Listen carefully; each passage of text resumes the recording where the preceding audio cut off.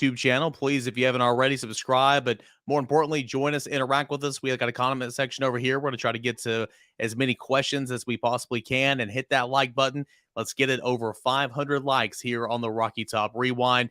As always, $1 for 1 year. Go over to the site, join us. $1 for 1 year. Great subscription promo right now. But I'm Eric Kane. That's Brent Hubbs. Tennessee, for the first time this year, Brent, falls on the gridiron, 8-1 now, 4-1 in SEC play. It was 27-13 between the hedges.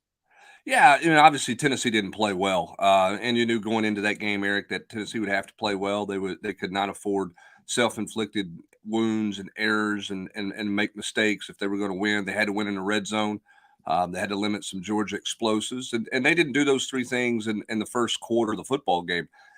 You and I both rewatch the game every Sunday and do a review piece. I thought this was one of the more intriguing rewatches because that game felt chaotic to me for the first quarter, maybe quarter and a half of that football game. It was loud. It just felt really kind of helter-skelter, and you felt like, man, Tennessee's hanging by a thread. This thing's about to get really, really bad and all of that. And then you rewatch it, and Tennessee was a lot closer to having that as a one-score game at the half. I mean, it could have very easily been there if Tennessee had just done a couple of things. And I'm not taking anything away from Georgia, okay? Georgia's the number one team in the country. My point is with it is I think Tennessee was maybe in rewatching, it felt like Tennessee was more competitive in that game, than maybe I thought they were live. I don't know if you felt that way, but that's kind of the way I came across with the rewatch. To me, it felt a little different rewatching it than it did live, just in terms of where Tennessee was and how many critical mistakes they made early to put them in a bad situation. Yeah, I mean, I couldn't agree more. I mean, Tennessee, obviously, you're coming to the game averaging over 500 yards of offense and 49 points per game. Didn't come anywhere close to that, don't get me wrong. But when you look at the stat sheet later on the football game and in the post game, the final book, and Tennessee almost has 300 yards total offense. Tennessee, did a couple things. Hendon Hooker had 100 and 95 yards through the air. All these are nowhere close to what they normally are, but it was still a little bit more than what I anticipated in seeing at the end of the game. But more so than anything, you wrote about this in your 10 things. I wrote about this in my review piece, and you kind of just mentioned it there. Georgia is good, and Georgia made football plays. That Stetson Bennett touchdown throw in the back of the end zone, that was a football play. That 75-yard punt, I mean, sometimes that's football, but Tennessee had 9 penalties in this game. 8 were pre-snap. 7, Brent Hubbs, were false starts. And the most impromptu times, that drive right before the halftime that you said potentially if you found a way to get in the end zone, that'd been a one-score game. Tennessee had back-to-back false starts that made it 3rd and 2 from the 9, 3rd and 12 from the 19, had to settle for a field goal. Just stuff like that you can't have add up against good football teams. Georgia's good. Georgia made plays. Tennessee helped Georgia out a lot, especially in that first half. And those are the teaching moments when you go back and watch the tape, obviously, for this team, who's very much, and we'll get more on this with Matt Zenitz later in the show at 8:20. Tennessee's very much in play for postseason aspirations, but those are some teachable moments from this football game that you're going to go back and learn from. Yeah, and I'm not making an excuse. I'm not one of these that's sitting here saying Tennessee should have won the game, because I don't want to take anything away from what Georgia did. Georgia's secondary was terrific. I thought they played outstanding. They tackled well. I thought Georgia had a good plan. It's just there were more opportunities to see than maybe it felt like live. The missed deep ball to Jalen Hyatt was a huge play. Not fielding that punt was obviously a huge play. You mentioned the 2 false start penalties on that drive. They had the 2 false start penalties on the first drive after the fumble when they made a first down and had a little rhythm right out of the gate. You're like, okay, here's Tennessee going with some patience and taking what was given to them, and then that goes backwards. The other thing, too, and I had this in my 10 things, I thought was really interesting. It was hard for Tennessee to get in a tempo and a rhythm because every time they had the ball, there were major stoppages in play. And part of that was Tennessee, with penalties, obviously. But they had the 1 penalty flag they picked up. That was a stop in play where Tennessee gets a positive yardage. They're ready to go fast. And, it's going to be interference. It's not going to be interference. There was one drive. There were 4 injuries on the drive. I think 2 by Tennessee, 2 by Georgia. It just kind of knocked it a little bit out of rhythm that way. And then obviously defensively, Tennessee gave up three big plays and then the critical scramble to Stetson Bennett. So Again, I think Georgia, showed the country they're the best team, the most the most complete team right now. I think Tennessee was a little more. At times, that game was closer to being competitive than what it felt like. Is my takeaway. Now the question is, what is Tennessee going to learn from this, Eric? Right? What do they? Mhm. What's their growth? What do they take from this?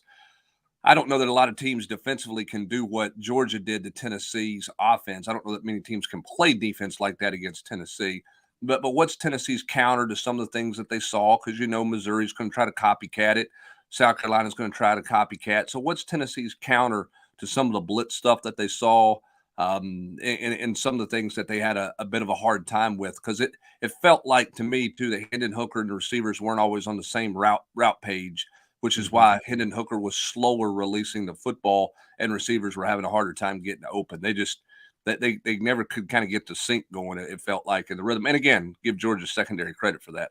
Yeah, I mean, I don't pretend to know everything about football, and I know you don't either. But I mean, that's something in real time. That's something going back and watching it. I'm sitting here like, throw it, throw it, throw it. Like, what are you doing? I understand it's probably not wide open guys running down the field there, but that clock's ticking. I mean, Jalen Carter or what's his name? Jalen, the big defensive tackle. 88, yeah. Yeah, I mean, he's a player. He caused 2 fumbles. He came back. He was healthy, and he was coming all night. And so, Hendon holding on to the football a lot. He contributed to a couple of those sacks. All those sacks were not. There were 6 of them. All those were not on the offensive line, who I'm not saying played well, but it just kind of is what it is. A lot of love in the comment section, or a lot of respect maybe for what Tennessee's defense did. Now, let's be real here. Tennessee was playing from behind 24 to 6 in the second half, and it was raining. And Kirby tried to milk that clock. He did a good job with that one drive. But Tennessee, I thought, did buckle up and control the run game pretty well in the second half. 3 big plays defensively, and they count. They all count. But 3 big chunk plays led to those scoring drives. 52 yards from Smith, from Bennett on that first drive. 37 yards to McConkey. That actually was a touchdown. And then you had 49 yards and McIntosh out of the backfield where he ran right by Jalen McCullough. Outside of those 3 big time chunk plays, I thought Tennessee kind of settled in and showed me some things. And that one, Brent, I don't know what your thoughts were on the rewatch. That one pass to Smith there with Brandon Turnage in coverage, I thought that was good coverage. In fact, he might have been flagged for a little defensive holding there, but they didn't throw it. I mean, he was all over the guy. He just made a play. What did you think about Tennessee's defense overall, minus some of those chunk plays, who, again, they still count? Well, that play you just got beat on. The Yeah. Smith play you got beat on. That was a really good throw. The McIntosh play, McCullough played that poorly. He was flat-footed and got run by. And somebody pointed this out on the GQ, and I don't know enough about the schematics to know exactly what Roman Harrison was supposed to do on the out and up in terms of if he was supposed to attack the half roll there that Stetson Bennett went on to really try to put some pressure on him and not allow that play to develop. But obviously, Danico Slaughter bit on the out and up. Yeah. What surprised me when going back and look at it, and again, I think sometimes you can take stats and manipulate that into a lot of whatever you want to manipulate it into. But you take the first 2 possessions Georgia had the football. They carried it 5 times. They had 42 yards rushing on those 5 carries. That included the 7-yard loss on the fumble. So they hit and gashed Tennessee early in the run game. After that, they had 88 yards rushing on 32 carries. And again, part of that was setting on the ball in the second half. But really, after those first 2 possessions, Tennessee was pretty good against the run, and Georgia hit the deep ball, hit the big plays, and did to Tennessee what Tennessee tries to do to everybody. So it was, again, I think you got to keep it all in perspective. I mean, that's a Georgia team that averages 200 yards rushing a game.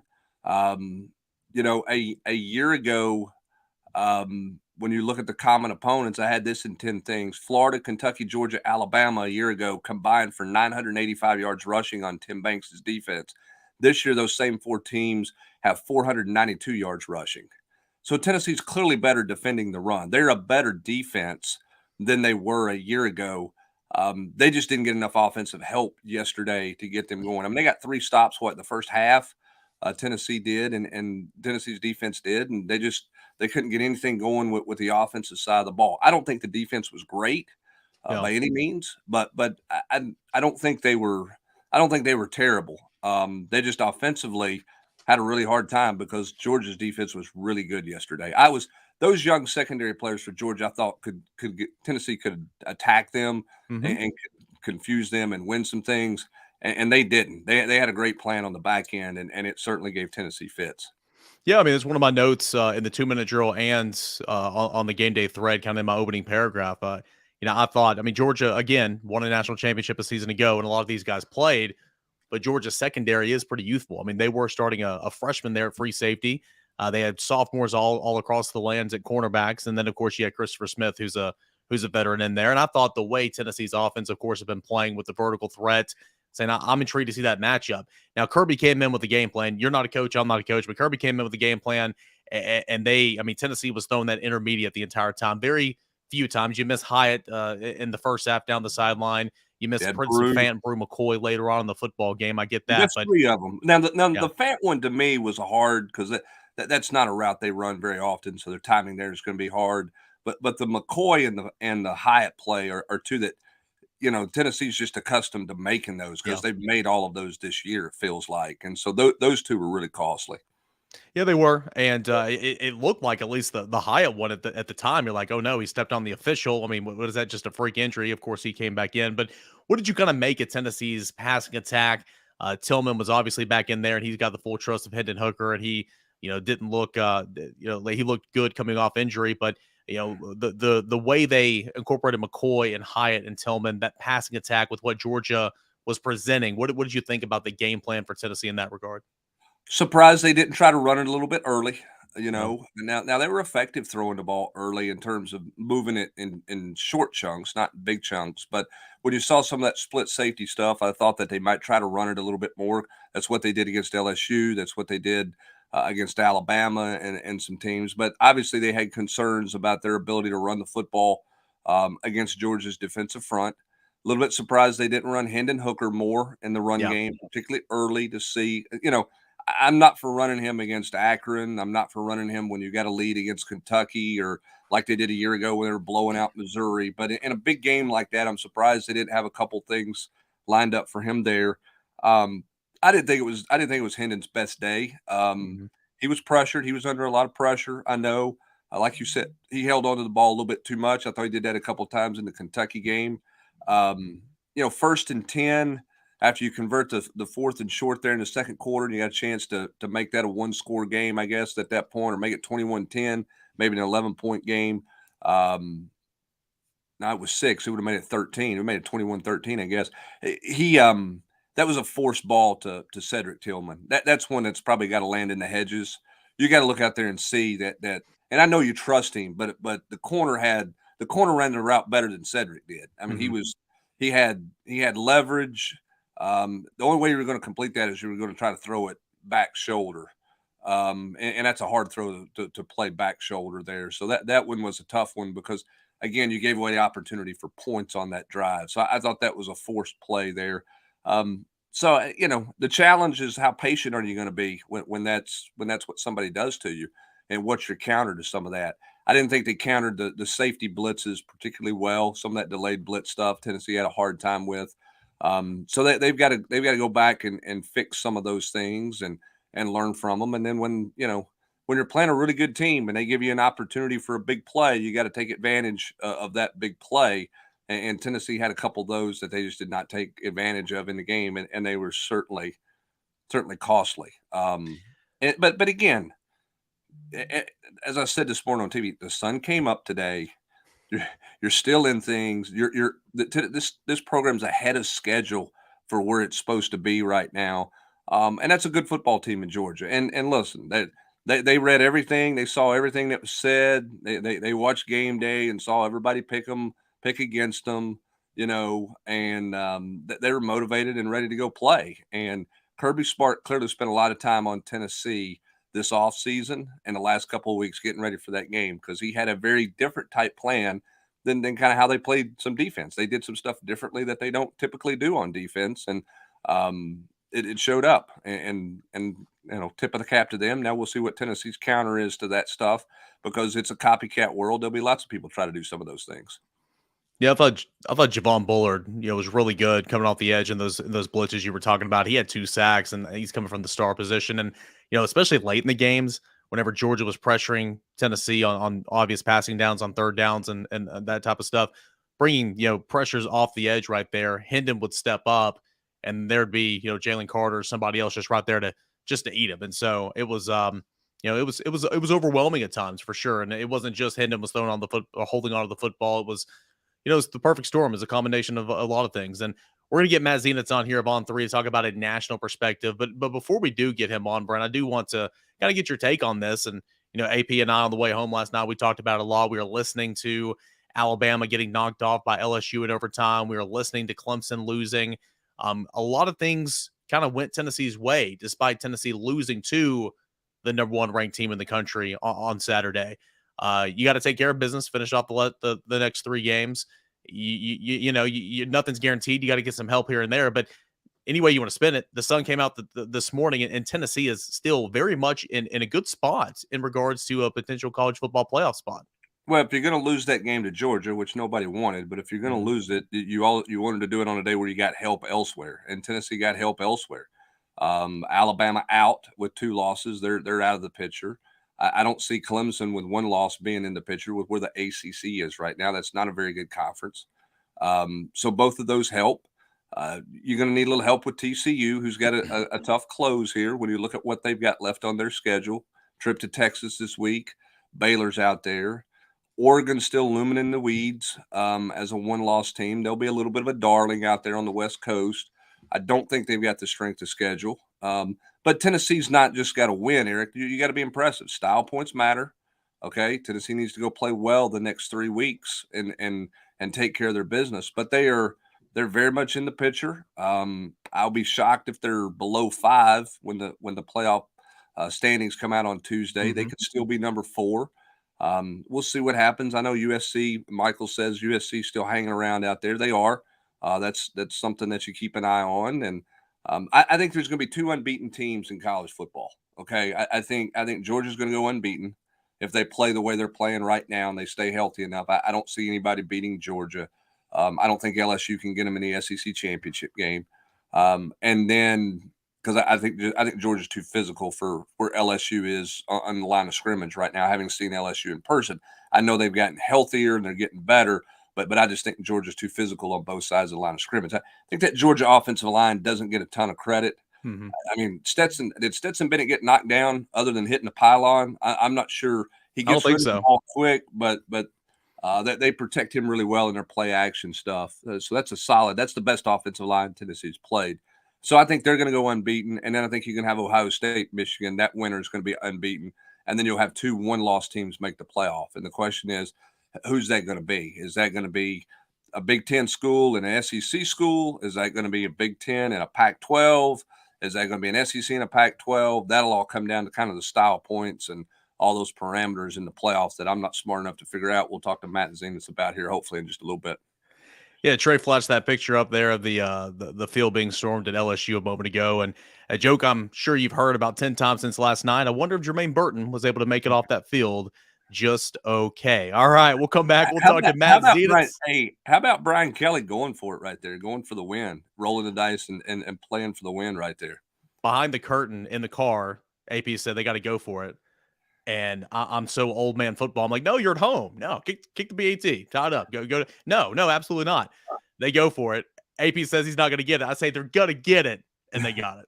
Yeah, and he didn't talk about it. Brian Kelly didn't talk about this afterwards. We got to get a break because Matt's waiting. But Brian Kelly didn't talk about this. I wonder if what happened to them in that Florida State game with not going for 2 at the end of regulation, if that weighed in his mind in any way, shape, or form, or if it was just a scenario where he did not think they could stop the way Bryce Young was running around, and he just didn't. He said he just didn't want to get into one of those overtime deals where you got into 2-point plays and everything else. They felt like they had a winning play and they went for it. So hats off to him. It's a heck of a call and a heck of a night for LSU. That team's gotten a lot better since Tennessee was in Baton Rouge. Yeah, no doubt. Sam Pittman did the same thing against Ole Miss last year. It backfired, but it got LSU. It worked out in their favor.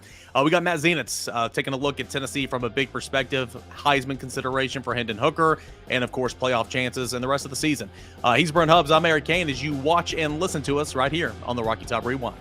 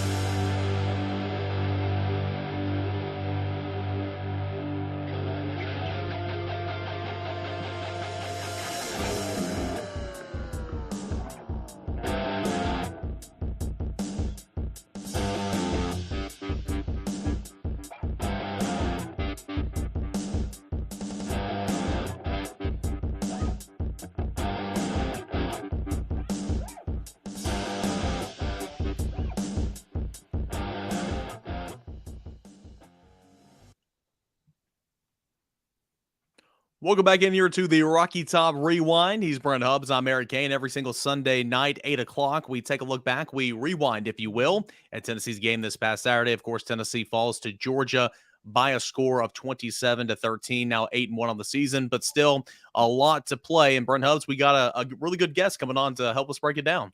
Yeah, he's one of the best in the country in terms of keeping everybody up to date on coaching news, playoff news, and big picture of everything in college football. Matt Zenas joins us on the program. Matt, thanks for your time, man. Hope you're doing well. I know it's a crazy world. We got another coaching change today at South Florida, but everybody wants to in Tennessee land wants to know about the playoff scenario. Tennessee loses, Matt, but they get help with the Clemson loss. They get help with the Alabama loss. I know you're not on the committee, but kind of what's your viewpoint on what a top 4, top 5 you think will look like on Tuesday when this thing comes out? You've covered this closely over the last 4 or 5 years since this thing's been around. Yeah, probably the bigger part for me specifically about Tennessee is regardless of where they're ranked when the new rankings come out, Tennessee to me is clearly one of the top 4 teams in the country, and still even with the loss to Georgia has a solid to maybe even as far as very good chance of still getting into the playoffs, just based on not only the remaining schedule for them, what they bring to the table as far as a team and what they've accomplished so far this year, but just what lies ahead for some of the teams that Tennessee is going to be dependent on to potentially lose the rest of the way also, whether it's a TCU, who's actually an underdog going into this coming weekend against Texas, or one of the one-loss Pac-12 teams who I obviously in contention for playoff spot also. On the Pac-12, I mean, USC and Oregon are going to avoid each other, right? The big one coming up, USC plays UCLA. So UCLA, even though they lost to Oregon, still kind of like a dark horse there, depending on how they finish up. But USC or UCLA will knock the other one out coming up in the next couple of weeks. So that would be a big one there. And then with Oregon, what's the toughest one for them? So they have 2 ranked teams left the rest of the way. I want to say Oregon State maybe is one. Either Washington way, and Utah. Okay, two of their final 3 are against ranked teams. So it's far from foregone conclusion that Oregon is going to remain a one-loss team heading into conference championship game weekend. But that would be something, if I'm a Tennessee fan, very interested to see the TCU Texas game this weekend. TCU loss would be very helpful there. And then once again with the Pac-12 teams, Oregon has some tough games coming up, and then that USC UCLA game will definitely be interesting coming up the week after this one, I believe is when that is. Where do you think the committee is? I know there's a lot of talk about regional bias, not just SEC, but around the country about 2 teams from the same conference, getting in. Is that a big narrative out there in the playoff world, or is it truly still the goal is the best 4 teams? And if that's 2 teams from the same league, everybody understands that's 2 teams from the same league. And I say that because you obviously have the Big Ten with Michigan and Ohio State that are going to play each other. One of those teams is going to lose, and then obviously talking about potentially 2, one-loss team and an undefeated team in the SEC getting in. But where do you think the committee is on multiple teams in a conference getting into playoff, which we've seen a lot of? It's about finding the 4 best teams, and I think it's likely at this point that you're going to see 2 from the SEC. The worst thing that could happen for Tennessee, with that being the case, is LSU, which, like you guys were talking about before I came on, has greatly improved throughout the course of the year. And this is a completely different product on the field compared to what was the case that first game against Florida State. But the worst thing that could happen for Tennessee is if a one-loss LSU team goes into the SEC title game, knocks off Georgia. Georgia, I think, would still get in at that point, and then it would be impossible to keep LSU out in that scenario. And I don't think you see 3 teams from the SEC. So that would be one of those scenarios that if I'm a Tennessee fan, looking for Georgia to take care of business and beat, whether it's LSU, Ole Miss, whoever it is in the SEC title game, to avoid any sort of complications there with other teams within the conference. So Matt, LSU loses to Tennessee and to Florida State. So if they won the SEC championship game, they would still be a 2-loss team. But the weight of a Georgia win in the SEC championship game and as a conference champion would put them in the playoff, right? I think so. Yes. Yeah, I got you. Do you guys agree with that? Because I would. I mean, as hot as Eric, as hot as LSU is right now, if they go and they beat a Georgia team that's been dominant against everybody, that's going to be hard to sit back and say, well, Tennessee beat them in week 3, right, or week 4, and that's enough for them to get in over, the fact that they will have won 8 straight or something crazy like that at that point. So that'd be a tough sell, I think. Yeah, I mean, I completely agree. If LSU runs the table here and takes down Georgia in the SEC championship game, they're in no matter what. I mean, you had Auburn back in 2017 that was really close to doing that. If Auburn would have beaten Georgia in the SEC title game, Auburn likely would have been in the college football playoff. I think this is the same situation. I don't think LSU beats Georgia, but if it were to happen, I think absolutely. Now, if you lose that game, they're done. That's 3 losses. You can't have that conversation. Matt, kind of in that same vein, when going to the Big Ten, Michigan and Ohio State, they're going to meet up here in the next couple of weeks. Ohio State didn't look too sharp yesterday against Northwestern, but we know about everything they can do offensively. And then Michigan finally got over the hump last year and beating its rival. What do you like about those two teams and the outlook for the loser of that game later on the season? Yeah, one of those two teams will be in the playoff. So it'll be one team from the Big Ten. We'll see which one of those comes out victorious when they face each other. If I'm putting money on it right now, I'm betting on Ohio State, even with what they look like against Northwestern, which weather factored into that. They still should have played better than what they did, even factoring in the weather. But Ohio State is probably one of only 2 teams in the country right now that if there was a head-to-head matchup with Tennessee, that would be deserving of being favored in that kind of game. That's how highly I think of Tennessee even coming out of the game against Georgia. All right, Matt, let's talk a little Heisman Trophy here a little bit. With the weather that took place yesterday, C.J. Stroud didn't put up big numbers. Hendon Hooker didn't have a great day. Obviously, Bryce Young and Alabama loses a second game. This thing is kind of, to me, feels like the Heisman Trophy race is kind of thrown up in a big flux right now. Where do you see that thing shaking out? And I know there's 3 weeks left to play, but none of the favorites made a move yesterday, I guess is what I'm trying to say. What was your takeaway from the weekend, and where do you think that thing sits right now? It's opened the door even more for somebody like a Caleb Williams at USC, who's led the way for USC to have a significant turnaround this year, potential playoff team there. And Caleb, I feel like, has gotten better and better throughout the course of the year. So it's opened the door for somebody like that to go along with maybe a dark horse type figure in that race and a Bijan Robinson in Texas. So if the Heisman Trophy is built around identifying the best player in college football, or most talented player in college football, you could make a strong argument that Bijan Robinson is very deserving of being a real consideration for not only a finalist spot, but being in the running for that award also. And he's going to have a big showcase opportunity coming up this weekend against TCU, where if Texas can find a way to pull out that game and Bijan continues to put up big numbers, I wouldn't rule out whatsoever that you could see him progressively rise on Heisman boards during the course of these next couple of weeks. Yeah, it's Matt, for Hendon Hooker, heading into that game yesterday, even before, what CJ Stroud looked like against Northwestern, even before that, the stage playing against Georgia, if you went out there and had a performance like you did against Alabama and Florida, I thought maybe, hey, you put it in the bag. That's Hendon's award. That did not happen. That's not how it played out. But for Hendon Hooker, is it as simple as, say he goes out over these next 3 weeks, beats up on some teams you should beat up on, puts up some stats, regardless of what he looked like against Georgia, is he still got a very much a compelling case to go and win this thing because of what he's already done so far this season? I would say worst case scenario for Hendon, he's deserving of being a finalist. It's probably going to be tough, just being completely real, to win it at this point, barring some of the other top contenders struggling, having off games, and Hendon just blowing the doors off the teams that Tennessee has the final few weeks of the regular season. But that obviously was a significant opportunity for not only Hendon, or not only Tennessee as a team, but for Hendon individually in that Georgia game, where if he had another big game like what was the case against Alabama, I agree that would have gone a long way in terms of potentially locking that up for Hendon. All right, let's look around the country quickly here at a few of these coaching openings. I know you follow the coaching search, the coaching carousel extremely well. I want to start with Hugh Freeze at Liberty. I know he just agreed to an extension there. He's beaten BYU. He just went on the road and beat Arkansas. He knows this league. Auburn's open.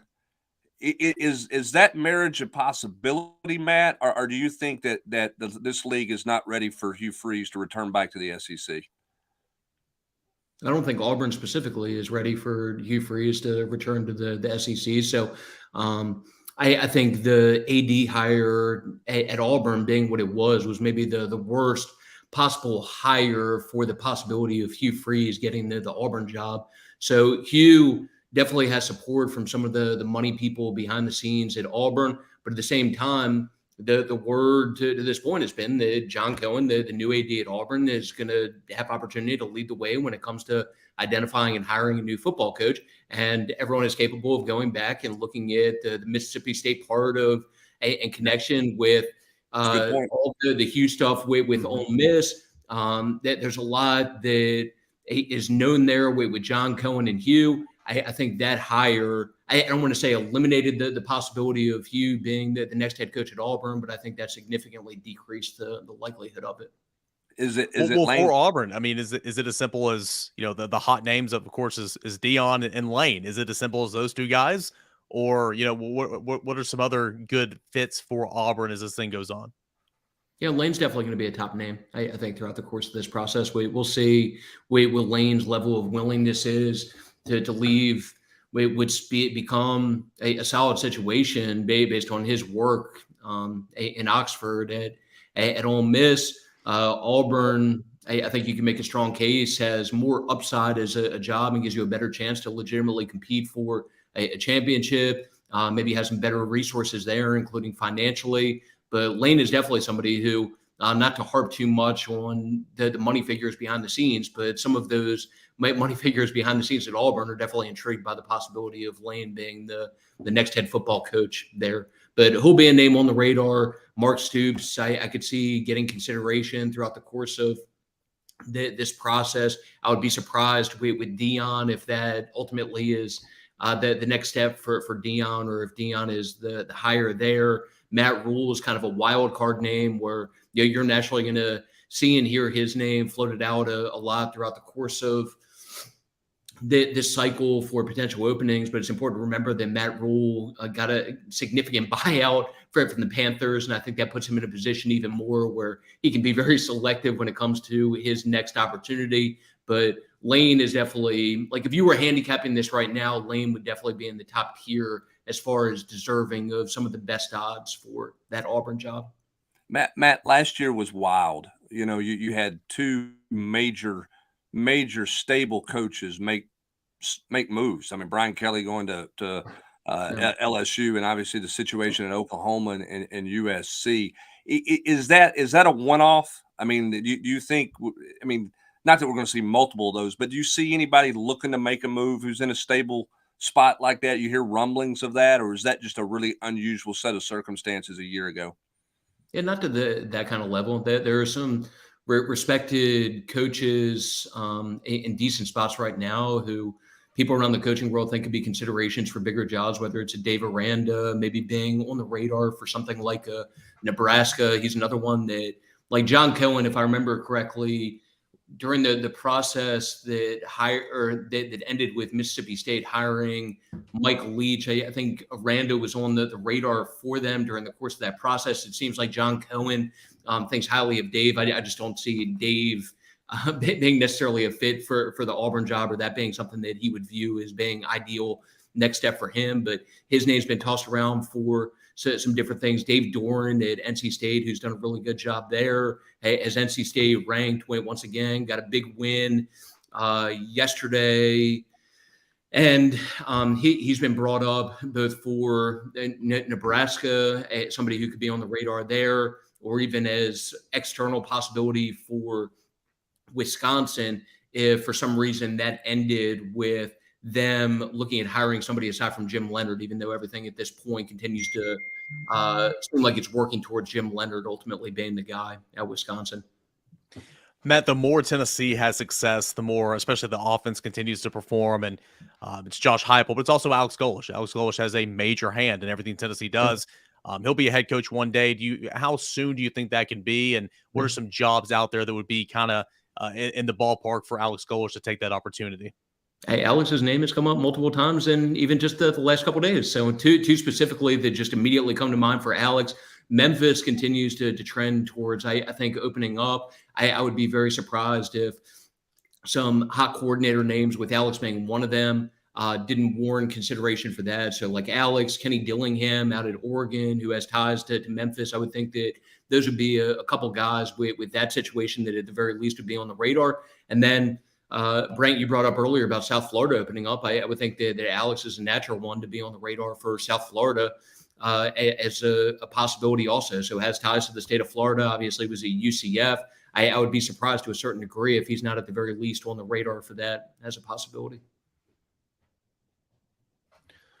We got Donovan over here. Donovan's chiming in with a super chat. I want to bring up here and check out his comment. He said he's not going to get upset. A lot of people appreciate Coach Heupel, this team for this year. Tennessee is not out of the playoffs yet. A long way to go. Hooker, Stroud, Corum, those will be your finalists. You like those finalists there, Matt? Or anybody else you throw into that mix as well? You guys know, I mean, throughout earlier, Caleb Williams, we wouldn't write off Caleb by any means, and I think he could continue to work his way up during the course of the next couple of weeks. And then Bijan Robinson is somebody who, even before this past weekend, is somebody who, like, we have our on three Heisman board that we put out every week. Bijan, at the very least for the last couple of weeks for me, has been at the bottom part of that board with the potential of working up even more. Matt, last question from me in regards to coaching searches in South Florida in particular. They hired Jeff Scott, who had never been a head coach before.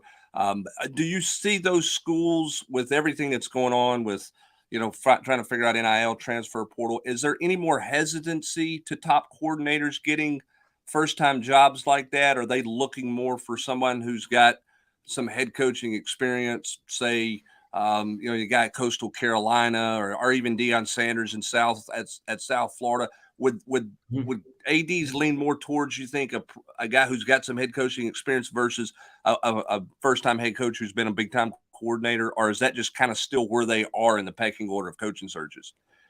Yeah, it depends on the situation. So there are definitely some that have already opened up that the consistent word has been that leaning more in a direction that, if possible, would like to find somebody with head coaching experience, whether it's something like a Charlotte, for example, to circle back to Tennessee assistants that could be on the radar for head coaching jobs, like a Jerry Mack is somebody that has come up as somebody who seems to maybe at the very least be on the radar for that.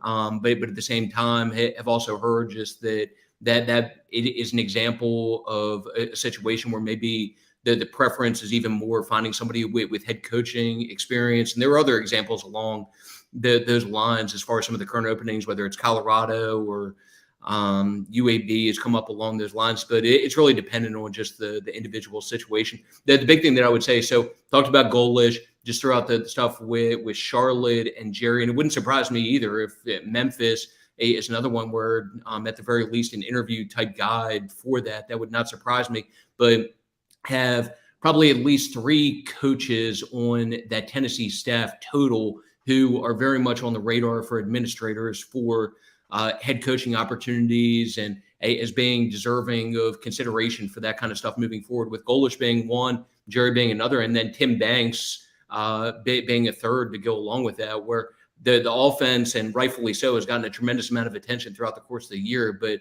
the defense has played some damn good ball also. And Tim, even before this year, had been on the radar for some different things. I want to say Colorado State was one this past cycle that at the very least was on the radar for us. It wasn't like a favorite for the job at any point during the course of the process, at least based on what I know, but has been on the radar for stuff like that in the past. And I think his stock has continued to work in a direction where it's going to warrant consideration for different opportunities along those lines, even more moving forward. If you like breaking football news from a national perspective, you need to give our guy Matt Zenitz a follow on Twitter. He's at MZenitz on Twitter. Matt, great stuff, man, as always. Thanks so much for joining us. I appreciate you guys having me. Hey, thanks, awesome. Matt. Again, Appreciate you, Matt Zenitz of On3. A lot of good stuff there from Matt, of course, and always appreciative of his time for coming through here and joining us. Donovan, really do appreciate that super chat. John wants to chime in here saying an 11-1 finish for this year in year number 2 for Josh Heupel would be incredible. He says, go Big Orange. John, appreciate it as always. Thank you, Donovan and John, for the super chats. And let's talk to Austin Price, get his thoughts on Tennessee and Georgia, and, of course, what it could mean for the recruiting world. That's coming up next right here as we see Austin Price right there. We're going to grab a Yeah, break. we are, baby. All that and Christmas because he's got his tree behind him. Hey, you got 60 seconds to get that tree down, Price. 60 seconds. Ho, ho, ho. We'll see if he can get it down when we come back right here on the Rocky Top Rewind.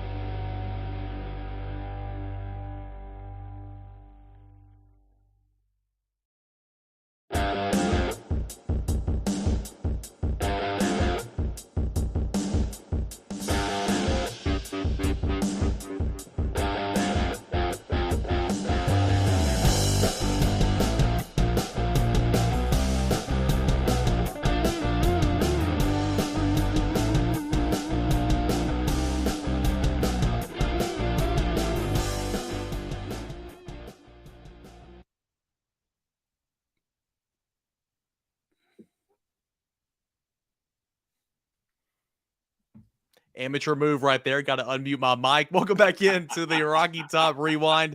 I'm Eric Kane, Brent Hubbs, and Austin Price sitting right there just loving the fumble I just had right there, aren't you, Austin? Look, buddy, it is anytime we can pick fun at you, it's a winning day. I'm just glad you don't have black and red on, and I'm sure your fiance's already picked out some yellow and black for you to wear coming up Saturday. I guess she's gonna have to. I mean, if that's what it takes, I guess she's gonna have to. Speaking of which, Tennessee, Georgia yesterday, you and I talked a lot about on the post-game mini-pod and the 2-minute drill. Big takeaways from Tennessee, Georgia. Obviously, still a lot in play moving forward. Yeah, no doubt. I mean, Tennessee still got everything right in front of them. I mean, obviously, not going to go to Atlanta, not going to play for the SEC championship. But potentially could still end up in the college football playoff. I mean, everybody's going to be rooting hard for the other UT this weekend to see if they can beat TCU. That would help Tennessee's case. And then, obviously, at that point, I think it really kind of comes down to Tennessee, the loser of Michigan, Ohio State, and then, potentially Oregon or USC as a one-loss team for really 2 spots because, Georgia is likely not going to lose. And then the winner of Ohio State, Michigan's, going to be undefeated. So I think those are 2 locked-in spots. And then, the other teams are battling it out for the other 2 spots. And in Tennessee's case, I think can only get better if it, sees Alabama win out, if it sees, LSU continue to do well and win out and play a Georgia team at, ranked 6th or 7th in the college football playoff rankings themselves. And then, go out there and win the way you're supposed to win these next 3. Win with style, win with some points, and beat teams handily. That's my question. Obviously, Austin, there's a lot of things, and Matt talked about it. We've talked about the help along the way. But the big question to me right now is Tennessee's reaction. I mean, Hendon Hooker has talked since the beginning of fall camp about Atlanta. And Atlanta's out of the equation for Tennessee right now. I don't have any concerns about this team bouncing back, being ready to go because there's still so much in front of them. But do you have any worry about where this team is coming out of this and not letting Georgia beat you twice and not losing your number 1 goal beat you a second time? No, I don't. I think that this team will be really fired up to kind of get back up on the horse. I don't think you'll see them get beat by Georgia twice. I think that they'll be, while they hammered Missouri last year, and I'd say Missouri will come into this game fairly focused on trying to avenge that. I just think Tennessee knows that, everything they still want to accomplish is right in front of them. 11-1 at minimum, a New Year's 6 game. And, I think that's where you'll see this team come out ready to play. And again, I think it helps that you're at home this week and it's senior day. So for Hendon Hooker, Cedric Tillman, Jerome Carvin, and all those seniors, it's a chance to kind of refocus because hey, you want to win your last game at Neyland Stadium. You want to play well. You want to shine, and I think that helps. And it's the fact it's not on the road. Period. It, again, is a nice part of the schedule where it's not like trap game on the road after the Georgia win or Georgia loss. In this instance, I always thought it was a nice built-in home game. Is there anything, the remaining 3 games on the schedule? I mean, Tennessee's favored by 3 touchdowns against Missouri. Missouri's been kind of pesky against some conference foes, but then it beat Vanderbilt by 3 points. Anything these last 3 opponents possess in terms of threat? I know that South Carolina, you got a quarterback, but he throws it to the other team more so than his own team. What about these last 3 games? Tennessee should just roll here, right? I mean, you can't just show up, but Tennessee should roll. Yeah, again, if Tennessee goes out and does what they've done all year, and that's put up points, I don't think any of those 3 teams can play with Tennessee because they don't score it well enough. And so it starts this week with Missouri. Missouri this year has been pesky, they've been scrappy. They've lost a lot of tough games, just like this past weekend when they lost to Kentucky on this weird freak roughing the punter deal. And they may not have scored, but they were going to have the ball at the 30 with under 2 minutes to go, a chance to go down and drive 30 yards and score a game-winning touchdown if that doesn't get called.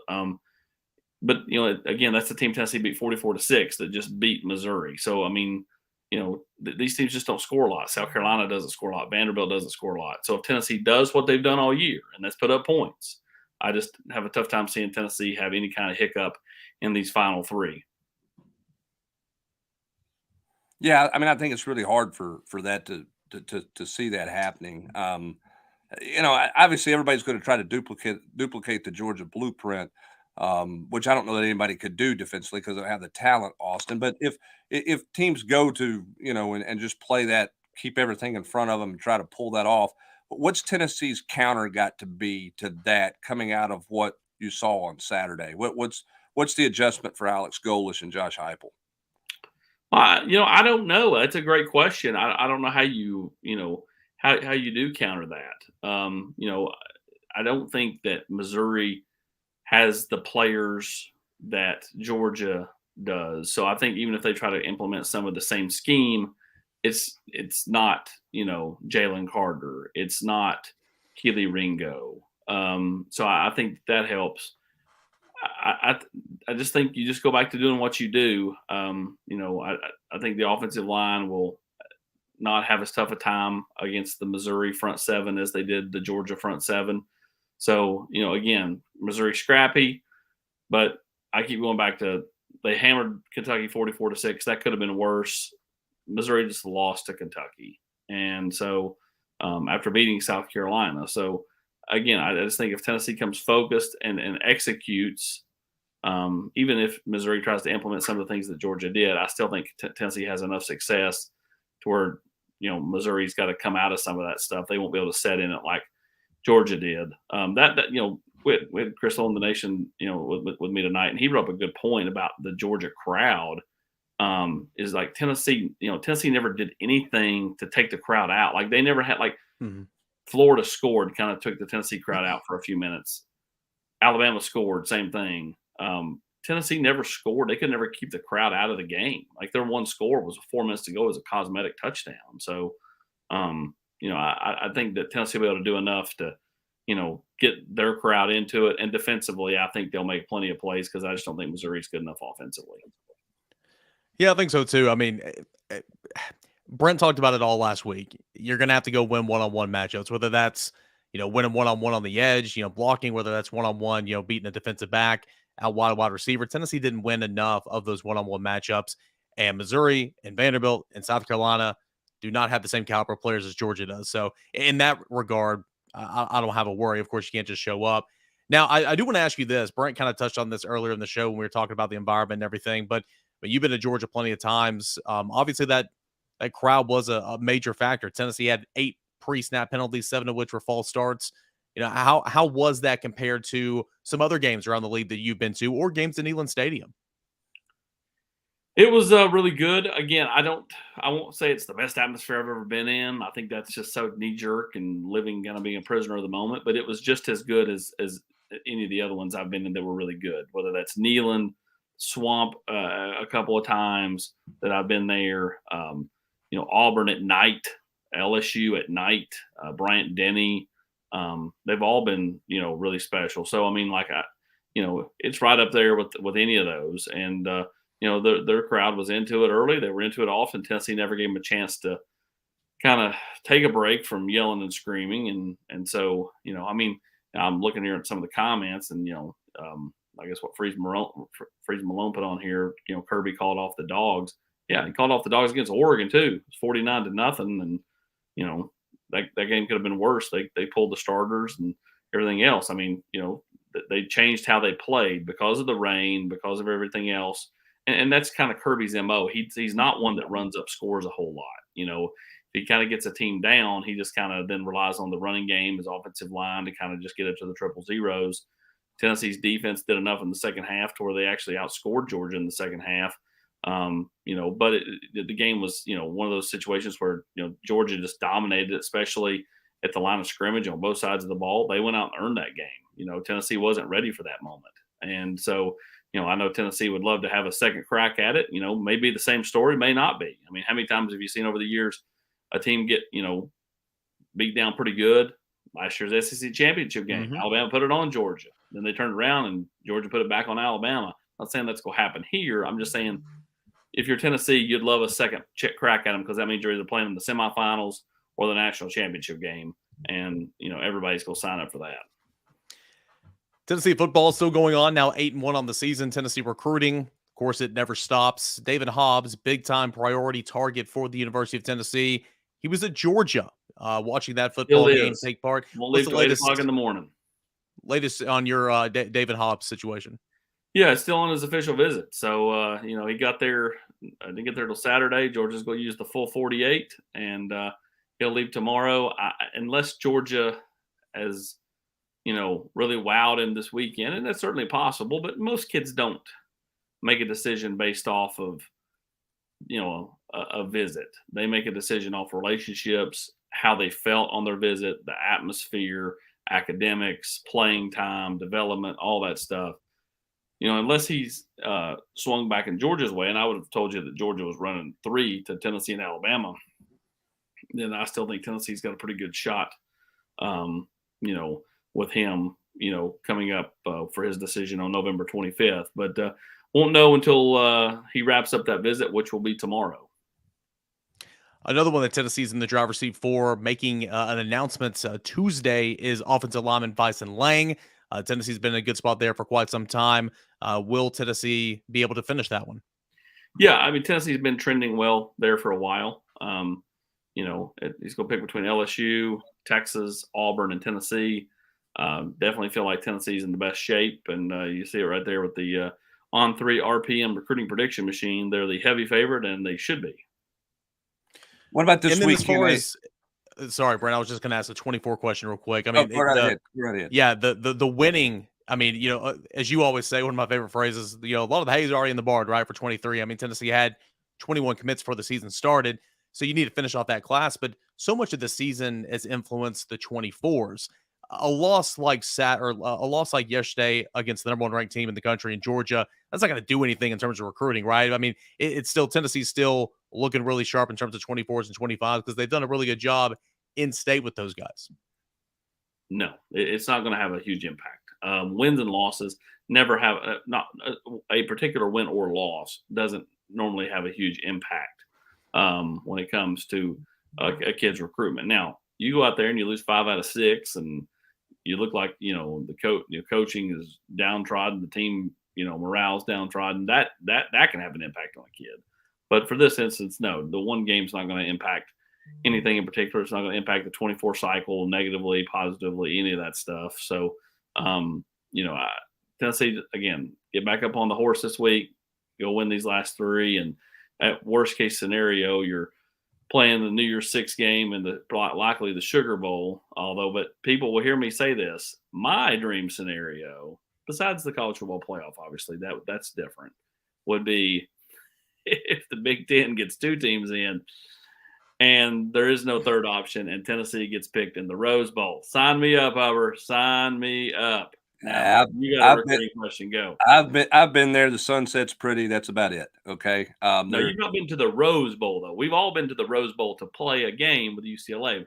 The Rose Bowl. Yeah. Well, I don't get caught up in balloon floats and flower floats going to the stadium on the day before. That's not a big thing for me. So I'm not interested in the Rose Bowl parade, but just call me old crotchety, get off my lawn guy, I guess. All right. You are. You just didn't go to Atlanta. Go ahead. No.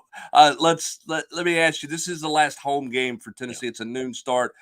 Anything of any note this weekend in recruiting? Because it's the last time to get guys in front of a crowd and a game atmosphere in the stadium, even though it's not a night game, it's a nooner. Well, there's a really good chance Khalifa Keith comes back in town. Things seem to be trending pretty hard there. I could see him doing something in the month of November. May not take an official until December, but I could see him, kind of coming to a resolution on his recruitment sometime this month. Certainly feels like Tennessee's trending hard there. Tennessee needs a bigger back for pass protection. You look at him, he's 6'2", 210 pounds in high school. I think that only helps. Again, he's committed to Kentucky, but certainly feels like that's trending away from the Wildcats and towards Tennessee at this point. All right, recruiting never stops. Tennessee football, 3 games left in the regular season. Tennessee basketball gets going tomorrow night. A lot going on, and that's all at VolQuest.com. Hey, AP, tell them about that deal that's not going to last much longer. That's right. $1 for 1 year. Join VolQuest today. It won't last forever, as Eric Kane will say. Hey, do you send a Christmas card photo with anybody who signs up? Do you just send a selfie with the tree in the background, wishing you a happy holidays? Is that like we used to get a lamp or with your Sports Illustrated deal or something? I mean, do you send a personalized message? How do you handle that, AP? You and that evil dog, Max? Max has been really quiet downstairs during this segment of the Rocky Top Rewind. No, I don't plan on sending anything out, but I mean, you really kind of encompass. I've got my Christmas tree kind of dead behind me. I've got my master sign over this way. If I had a Disney sign here, we would kind of have all 3 wrapped up in one. Things I enjoy: Christmas, Augusta, and Disney. So those come out on the VIP newsletter, right? That's right. We'll need a lot more super chats, and I'll expect my portion of the super chats, Eric Kane. And Michael, he is not giving away a Peter Millar coupon. He keeps all of those, my friend. Yeah, that's exactly right. There's no such thing as a Peter Millar coupon anyway, right? AP? No, but I do have our VolQuest Peter Millar swag coming, and it should be here within the next week or so. Pretty excited about it, and it is top notch. That's good. That way I don't have to wear Georgia colors, right? This is true.